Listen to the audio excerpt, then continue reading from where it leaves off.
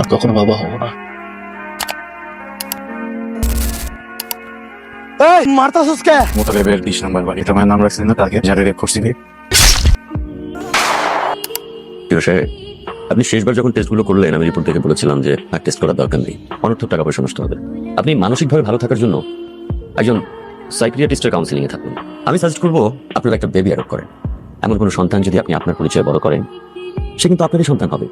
আর এটা আপনি আপনার স্ত্রীর সাথে আলাপ করতে পারেন। আপনার কাছে আমি যতটুকু আপনার স্ত্রী সম্পর্কে শুনেছি, আপনার প্রতি খুবই কেয়ারিং, খুবই সাপোর্টিভ। কি হয়েছে প্রিয়? মন খারাপ? একটা কথা বলতে চাই। বলো। ফুল, আমি কখনো বাবা হব না। আমি তোমার ওয়াইফ, আমি জানি তুমি পারফেক্ট, কোনো সমস্যা নেই তোমার মধ্যে। ডক্টর বলছে আর কখনো বাবা হব না। তোমাকে কোন ডাক্তার কি বলছে? তুমি একটা ডাক্তার দেখাইছো, আমরা আরেকটা ডাক্তার কাছে যাবো। চলো আমরা ডাক্তার কাছে যাই। টেস্ট করাইছি, রিপোর্ট আসছে আমি বাবা হব না। আবার টেস্ট করাইছি, প্রত্যেকবার একই রেজাল্ট আসছে, কোনো হোপ নাই।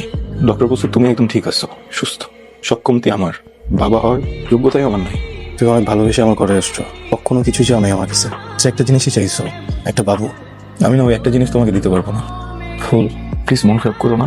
তুমি চাইলে নতুন করে নিজের জীবন গোছানো, ফুল নতুন করে সংসার শুরু করো। লাগলে আমি ডিভোর্স পেপারে সাইন করে দিব, সমস্যা।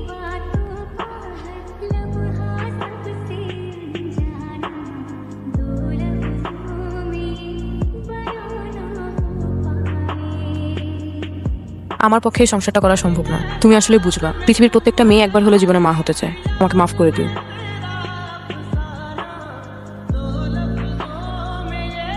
ফুল, কই যেতেছো তুমি? হ্যাঁ, আমি চলে যাচ্ছি। কই যাচ্ছো? একদম আমি চলে যাচ্ছি। কোথায় যাবা? বাবা আমার কাছে চলে যাচ্ছে। আব্বু মনে যেতেছো, তুমি বাসে চলো। তুমি তো বলছো আমাকে চলে যেতে। ফুল ফুল, আম সরি, আমি তো অন্য কারণে বলছিলাম। আই দেখো, সরি। আমি অনেক চিন্তা করছি, আমি কখনো মা হতে পারবো না। আমি সবসময় চেয়েছিলাম আমি মা হতে, কিন্তু সেটা সম্ভব না। বুঝে সম্ভব, তুমি মা হবা তো? সম্ভব না, তুমি তো বললা। আরে আমি বলছি তো, ওই ডক্টর বলছে, আমি অন্য ডক্টর দেখাবো। তুমি চলো আমার সাথে। রাস্তাঘাটে সিনটেট করো। ফুল প্লিজ প্লিজ, আমার ভালো লাগছে, তুমি বাসে চলো। রাস্তাঘাটে ফুল সিনটেট আমি বলতেছি। কি স্যার, কি জানি বলবেন আমাকে, বলেন বলেন। কি হয়েছে? কিছু হয়েছে? কিছু না। লাগছেন অনেক। হ্যাঁ। কি জানি বলবা আমাকে, বলো। কি জানি একটা বলবা। কি? না কিছু না। কি হয়েছে? ছুঁইছে? কিছু না। সত্যি? আচ্ছা জলদি করো, আমরা কিন্তু সিনেমা মিস করবো। ফুল, কতবার বলছি তোমাকে এরকম যখনই হবে গেটটা লাগাবো না। গেট লাগা রাখছো কেন? বসো। স্যার বমি হইতেছে। কখন থেকে হচ্ছে বলবেন? দুদিন ধরে বমি হইতেছে। এখন বলতেছো? এমনি মাইগ্রেন, জ্বর তো নাই, উল্টো কিছু খাইছিলা, ফুড পয়জন। ডক্টর কাছে চলো। মুভি? কালকে কালকে তো অফিস আছে তোমার। অফিস ছুটি নিব, চলো। আমাকে হাত দাও। স্যার সবকিছু ঠিকঠাক আছে, মানে সিরিয়াস কিছু? অবশ্যই সিরিয়াস কিছু। কি বলেন? স্যার ও কিন্তু অনেক হেলদি লাইফস্টাইলে থাকে, একদম সময় মতো ঘুমায়, খাওয়া দাওয়া একদম ঠিকঠাক আছে।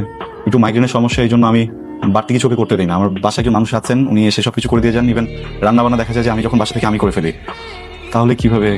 দেখুন, বেসিক কিছু বিষয় আছে যেগুলোকে আপনি ইগনোর করতে পারবেন না, সেগুলো তো স্বাভাবিক নিয়মে হবেই, তাই না? স্যার কোথায় 1 বছর ধরে তো যদি কোনো ইস্যু হয় আপনার কাছেই নিয়ে আসি, আপনি তো কখনো কোনো কিছু বলেননি। আচ্ছা, যে প্রবলেম সেটা মেডিসিন খেলে ঠিক হয়ে যাবে না? হ্যাঁ, মেডিসিন খেলে ঠিক হবে। প্রাইমারিলি এটা 1 বছর সময় লাগতে পারে, তবে গুছিয়ে উঠতে গেলে 4 থেকে 5 বছর সময় লেগে যাবে। মানে বুঝিনি স্যার, কি হয়েছে? কি হয়েছে মানে? আপনি বাবা হচ্ছেন, উনি মা হচ্ছে। স্যার আমি কখনো বাবা হতে পারবো না, কখনোই না। তাহলে ফুল কি করে মা হলো? এই সন্তানের পিতাকে ফুল আমাকে ঠকালো কেন? আমি কি জানতে চাইবো, কিন্তু কিভাবে বলবো ওকে যে ফুল তুমি আমাকে ঠকিয়েছো, আমার বিশ্বাস, আমার ভালোবাসা, আমার আবেগকে শুকনো ফুলের মতো ছুঁড়ে ফেলে দিয়েছো। পাপ করেছো ফুল তুমি, আমি তোমাকে জীবনেও মাফ করবো না। কি হয়েছে? তুমি খাচ্ছ না যে? কি হয়েছে? মন কি বেশি খারাপ? কে কি কিছু বলছে? অফিসে কিছু বলছে? তুমি আমাকে কতটুকু ভালোবাসো ফুল? অনেক। কিভাবে বুঝলাম না? একটা মানুষকে যখন ভালোবাসে তখন ওই মানুষটার স্মেল অনেক ভালো লাগে। ওই স্মেলটা যতক্ষণ আশেপাশে থাকে ততক্ষণ নিজেকে সেফ মনে হয়, আর যখন ওই মানুষটা থাকে না, স্মেলটাও থাকে না, তখন কিচ্ছু ভালো লাগে না। আর তুমি যতক্ষণ আমার সাথে থাকো আমার সেই একটা ঘুম হয়, আর তুমি যখন থাকো না, ঘুমের ওষুধ খেলেও আমার ঘুম হয় না। তুমি আমাকে কতটুকু ভালোবাসো? অনেক। কিভাবে বুঝবে তুমি আমাকে অনেক ভালোবাসো? তুমি যখন আমাকে সত্যি বলো আমি বুঝি, তুমি যখন আমাকে মিথ্যা বলো আমি তখনও বুঝি। তোমাকে বুঝতে দেই না। কি হ্যাঁ, এখন তো টেনশন করা যাবে না, মজা করতেছিলাম।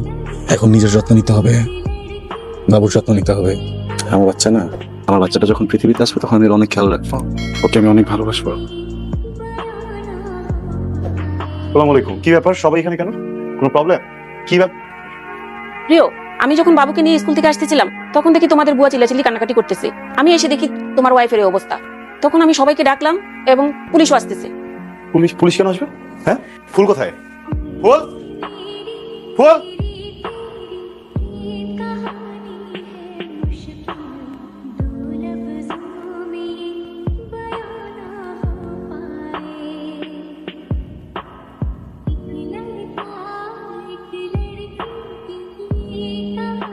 আজ থেকে 2 মাস আগে তুমি বাড়িতে গিয়েছিলা, মা অসুস্থ ছিল, আমি একাই বাসায় ছিলাম। কেউ একজন কলিং বেল চেপে ইন্টারনেটে বিল নিতে আসছে। আমি দরজা খুলে বিল দিই, সাথে সাথে 3 জন মাস্ক পরা লোক সামনে এসে দাঁড়ায়, আমাকে টেনে হিচড়ে রুমের দিকে নিয়ে যায়। আমি অনেক চেষ্টা করেছি বাঁচার, কিন্তু পারিনি।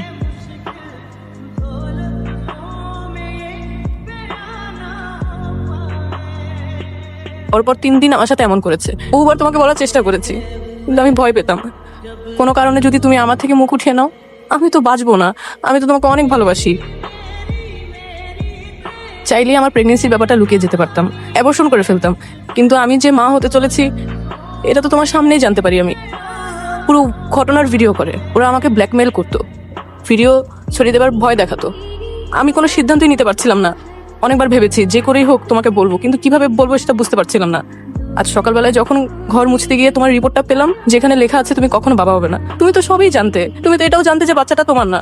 তুমি একটাবার আমার সাথে বাজে আচরণ করোনি, কেন চড় দাওনি একটা আমাকে? কেন জিজ্ঞেস করোনি বাচ্চাটা কার? আমি তোমাকে তোমার মন মতো বউটা দিতে পারলাম না, তাই আমি সরে যাচ্ছি।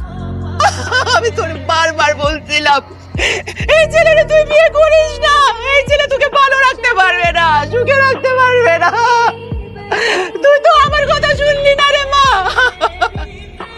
ও ফুলের বাবা, ফুলের বাবা, আমি তোমারে বলতেছি তুমি এই ছেলের নামে মামলা করো। ফুলের মা, তুমি শান্ত হও, ও তো তার স্ত্রীকে হারিয়েছে।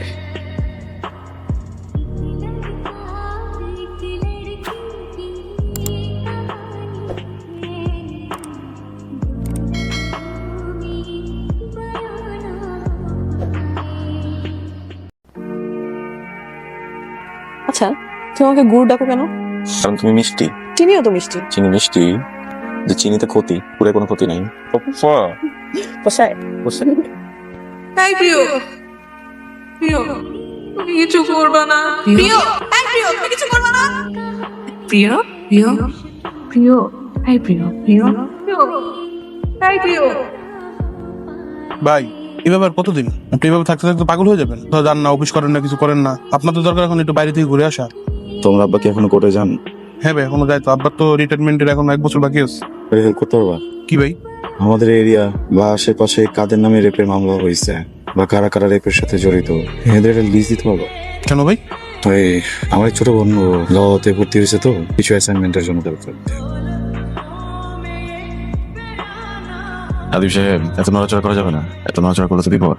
আপনার হাত আর আপনার পা দিয়ে খুব শক্ত করে বাঁধা, এটা যদি না কাটা হয় কোনোভাবেই খোলা সম্ভব। এই যে আপনার পেটের এখানে আমি যেভাবে আপনাকে বেঁধে রাখছি, ওইভাবে আপনার কোমরের বাঁধা গামলাটার ভিতরে 3টা ইঁদুরকেও ফেঁসে রাখছি। আপনি যেরকম এতক্ষণ অচেতন অবস্থায় ছিলেন, ইঁদুরগুলো বেচারা আসলে অচেতন অবস্থাতেই আছে। আপনি যদি বেশি নড়াচড়া করেন আর যদি ইঁদুরগুলোর ঘুম ভেঙে যায়, ওরা চেষ্টা করবে একটা ছিদ্র কেটে বের হওয়ার। এখন আপনার স্টিলের গামলায় ঢাকা ইঁদুরগুলো যদি মনে হয় যে স্টিল অনেক শক্ত, তারা শর্টকাট যেতে চায়, তখন কি হবে? তখন তো আপনার চামড়া ভেদ করে বের হয়ে যাবে, তাই না?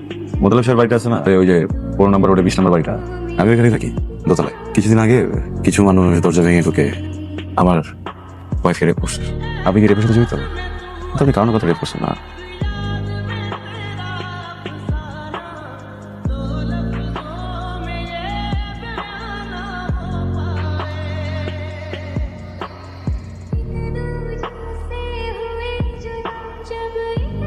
পৃথিবী খুব অদ্ভুত জায়গা, বুঝলেন? সবাই খেলতে পছন্দ করে, কেউ নিজে নিজে খেলে, কেউ আবার দল বাইদা খেলে, কিন্তু কারো জীবন নিয়ে খেলা ব্যাড। শোনেন, তো টেনশন করার কিছু নাই। আমার ওয়াইফ খেলতেছে, বুঝছেন?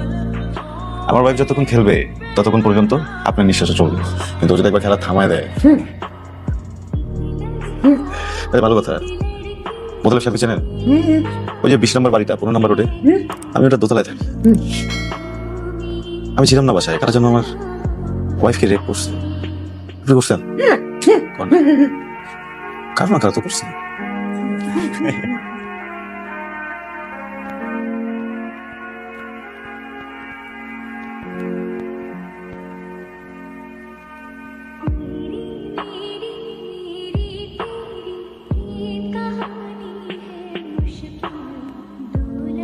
দোস্ত, একটা আপডেট নিউজ আছে। 15 নম্বর সেক্টরে শুনলাম নতুন এক বারেক আইছে। সেই মামা শুধু তাই না, ওর জামাই মাসের ভিতরে 7-8 দিন টাকার বাইরে থাকে। আমার এবার কবে যে করে আরে বেটা, ওর জামাই তখনই নাই গা। গরমটা কোনো রকম কাটায় উঠলো, তো শীত আর বর্ষাটা মামা কেমনে কাটায়? মাসের মধ্যে 7-8টা দিন কোলবালিশটা লয়ে পার করে। উফ, কোলবালিশটার জায়গায় যদি আমি থাকতাম মামা, কি যে একটা শান্তি। এই বেটা, খবর রাখছ কিছু? বাপ যে একটা পয়দা হইছে, র‍্যাপিড ধরে ধরে খুন করতেছে। যাই করছ না করছ খুব সাবধান, কেউ টার্গেটে পড়িস না। টার্গেট থেকে মনে বললো কাকা মতলবের 20 নম্বর প্লাটটা আছে না, ওই জায়গায় সেই একটা পাখি থাকে। পাখির নামই রাখছিলাম টার্গেট। জাস্তি কাকা, জাস্তি। মালদা কদিন আগে আত্মহত্যা করছে। যাবি ওই যেতি শেষ বারের মতো আরেকবার দেখা করে যেতাম।